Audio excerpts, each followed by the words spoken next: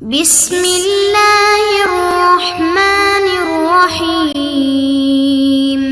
السلام علیکم معزز طلباء کرام، آپ سب کیسے ہیں؟ آج ہم تفسیر بیضاوی کے سبق نمبر 57 کو پڑھیں گے۔ آج کے ہمارے سبق کا عنوان ہے ایک اعتراض اور اس کا جواب۔ آج کے ہمارے سبق کی جو عبارت ہے وہ فالمطلوب اما زیادۃ ما منحوہ من الہدی سے شروع ہوتی ہے۔ آئیے سب سے پہلے عبارت پڑھ کے اس کا ترجمہ کرتے ہیں اور اس کے بعد اس کی وضاحت کی طرف بڑھتے ہیں۔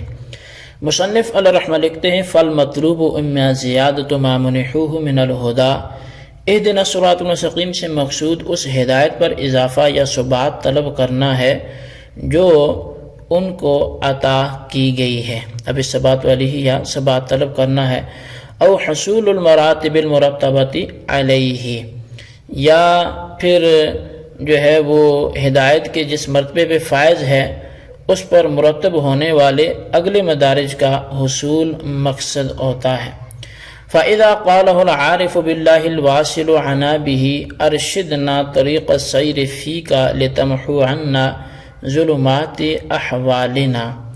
پس جب عارف واصل اہدنا کہے گا تو اس کی مراد یہ ہوگی کہ خدایا مجھے سیر فی اللہ کی راہ پر لگا دے تاکہ تو ہمارے اعمال کی ظلمات ہم سے ختم کر دے۔ وہ تمیت غواشی ابداننا، اور ہمارے جسموں کے حجابات کو تو اٹھا دے۔ لنستضیء بنور قدسک فنراک بنورک، تاکہ ہم تیری پاکیزگی کے نور سے روشنی حاصل کریں اور پھر تجھ کو تجھ ہی کے نور سے دیکھیں۔ جی طلبہ کرام، یہ تھی ہمارے آج کے سبق کی عبارت، اس کا ترجمہ۔ آئیے اب اس کی وضاحت کی طرف بڑھتے ہیں۔ تو سب سے پہلے جو بات ہے وہ یہ ہے کہ فالمطلوب اما زیادۃ ما منحوہ سے ایک سوال مقدر کا جواب ہے، اور وہ سوال یہ ہے کہ یہ سورہ فاتحہ بندوں کی زبانی کہلائی گئی ہے۔ یعنی یہ سوال جو ہے ظاہر گزشتہ اسباق سے تعلق تو ہوگا، چونکہ اہدنا الصراط المستقیم سے ہی یہ ساری گفتگو چل رہی ہے۔ تو سوال یہ ہے کہ جو سورہ فاتحہ ہے یہ بندوں کی زبانی جو ہے وہ کہلائی گئی ہے اور نازل کی گئی ہے بندوں کی زبانی، گویا بندے ہی ساری معروضات کر رہے ہیں۔ تو گویا بندوں نے اپنے اللہ کو صفات کمالیہ کے ساتھ متصف کر دیا اور اسی کے لیے عبادت اور مستعان ہونے کو خاص کر دیا، اور جب یہ سب باتیں حاصل ہو گئیں تو معلوم ہوا کہ بندے ہدایت یافتہ تو ہو گئے ہیں۔ پھر اہدنا الصراط المستقیم میں ہدایت طلب کرنا یہ تو تحصیل حاصل ہے، خصوصاً جب کہ یہ دعا واصل کی طرف سے ہو جو ہدایت کے چوتھے مرتبے کو بھی طے کر چکا ہے۔ تو یہ تحصیل حاصل چونکہ باطل ہوتا ہے، ایک چیز پہلے سے حاصل ہو تو اس کو کیسے حاصل کیا جا سکتا ہے؟ یعنی اگر میں اعتراض کا خلاصہ بیان کروں تو پوری سورہ فاتحہ وہ بندے کے منہ سے کہلوائی گئی ہے۔ یعنی ایاک نعبد و ایاک نستعین یہ کون کہہ رہا ہے؟ یہ بندہ کہہ رہا ہے۔ اہدنا الصراط المستقیم یہ کون کہہ رہا ہے؟ یہ بندہ کہہ رہا ہے۔ الحمدللہ رب العالمین الرحمن الرحیم مالک یوم الدین جیسی عظیم عظیم صفات سے اللہ کی ذات کو جو پکار رہا ہے، یہ کون پکار رہا ہے؟ یہ بندہ پکار رہا ہے۔ تو لہٰذا جس نے اللہ کے رب العالمین ہونے کو پہچان لیا، رحمان اور رحیم ہونے کو پہچان لیا، مالک یوم الدین ہونے کو پہچان لیا، ہدایت تو وہ پہلے ہی پا چکا ہے۔ اب ہدایت جس نے حاصل کر لی ہے تو اس کے بعد اہدنا الصراط المستقیم کی صورت میں اس کا ہدایت کو مانگنا، یہ تو اس چیز کو مانگنا ہے جو پہلے سے ہی اس کے پاس موجود ہے، اسی کو تحصیل حاصل بولتے ہیں۔ تو لہٰذا یہ کیسے درست ہو سکتا ہے؟ تو اس حوالے سے اب اس کا جواب کیا ہوگا؟ تو جواب اس کا یہ ہے کہ تحصیل حاصل نہیں ہے یہ، بلکہ مقصود یا تو زیادتی ہے اس ہدایت پر جو اللہ کی جانب سے عطا کی گئی، یا خود اس پر ثابت قدم رہنا ہے، یا اس کے بعد آنے والے مراتب کا حاصل ہونا یہ مراد ہے۔ یہاں مصنف علیہ رحمہ نے تحصیل حاصل کے اشکال کو دور کرنے کے لیے وہ 3 لفظوں کو علیحدہ انہوں نے 3 الفاظ جو ہیں وہ استعمال کیے ہیں۔ بعض شرحی نے ان تینوں لفظوں کو علیحدہ اقسام کی طرف متوجہ کیا ہے، چنانچہ انہوں نے کہا کہ زیادہ کا لفظ متوجہ ہے چوتھے مرتبے کی طرف، یعنی چوتھے مرتبے والا شخص جب اہدنا کہے گا تو مقصود حاصل شدہ عبادت سے زائد کو طلب کرنا ہوگا، اور ثابت اس بات کا لفظ پہلے مرتبے کی طرف متوجہ ہے، یعنی جب پہلے مرتبہ والا شخص اہدنا کہے گا تو مراد موجودہ مرتبہ پر ثابت قدم رہنا ہوگا، اور حصول مراتب متوجہ ہے دوسرے اور تیسرے مرتبے کی طرف، یعنی جب ان مراتب والے لوگ اہدنا کہیں گے تو مقصود بعد والے مراتب کا حاصل ہونا ہوگا۔ اور بعض شارحین نے کہا کہ ان تینوں لفظوں کو کسی مرتبے کے لیے مخصوص نہ کریں بلکہ عام کر دو، اس لیے کہ ہر سالک کی 2 حالتیں ہیں، ایک ابتدائی اور ایک انتہائی۔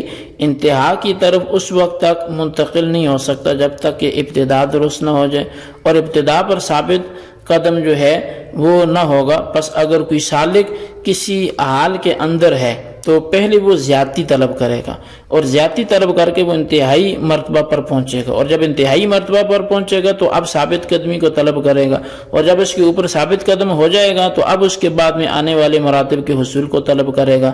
اب وہ سالک پہلے مرتبے کا ہو یا اس کے بعد والے مراتب کا، بہر نو جس حالت کا ہے اس حالت کے علاوہ کو اہدنا سے طلب کرے گا، تو تحصیل حاصل تو نہیں پایا گیا۔ فَإِذَا قَالَ الْعَارِفُ، یہاں سے خاص طور سے عارف واصل جب اہدنا کہے تو اس کے تحصیل حاصل کو دفع کرنا مقصود ہے۔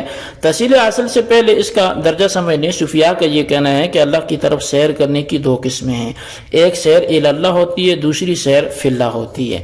ساری مخلوق سے عبور کر کے اللہ کی طرف متوجہ ہو جانا یہ سیر الی اللہ ہے، اور سیر فی اللہ کہتے ہیں کہ اللہ کی صفات جمالیہ اور جلال میں منہمک ہونا، یعنی اللہ تعالیٰ نے انسان کے اندر جتنی بھی قوتیں عطا کی ہیں ان میں سے ہر ایک قوت کے اندر اللہ تعالیٰ کی صفات کی تجلی میں سے ہی نہ کسی صفت کی تجلی جو ہے وہ ضرور کار فرما ہے۔ تو اب تجلی میں سے کوئی نہ کوئی صفت ہوتی ہے، تو اب صفات و باری تعالیٰ میں منہمک ہونے کے معنی یہ ہیں کہ ہر ایک قوت کے اندر اللہ تعالیٰ کی تمام تجلیات کے اظہار ہو۔ سیر الی اللہ متناہی ہے اور سیر فی اللہ غیر متناہی۔ سیر الی اللہ کا منتہا وصول ہے، کیونکہ وصول نام ہے وہ جو ہے وہ مشاہدت الغیر سے جو ہے وہ فنا ہونے کا، یعنی غیر کے مشاہدے سے بالکل صرف نظر ہو بلکہ ان کو عین عدم سمجھتا ہو۔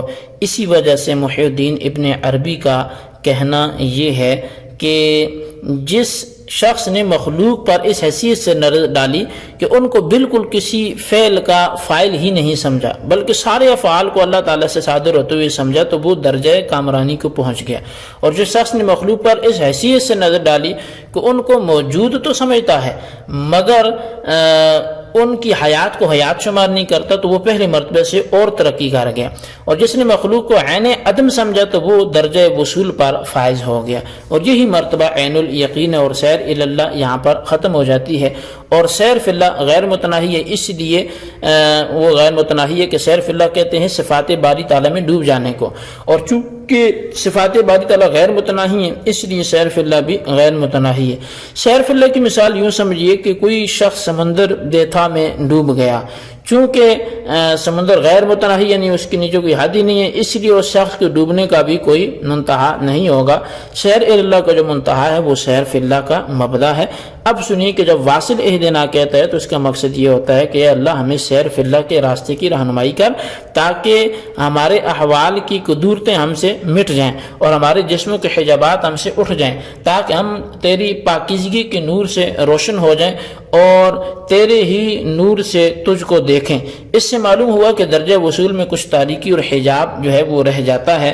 حجاب اس لیے رہتا ہے کہ وصول فنا کا درجہ ہے اور اس میں ساری مخلوق کو معدوم سمجھ کر اللہ کی طرف متوجہ ہونا ہے، لیکن اگر کسی مخلوق کے وجود کی طرف توجہ ہو جائے تو پھر وہ اللہ تعالیٰ کی طرف متوجہ ہونے سے ہٹ جائے گا۔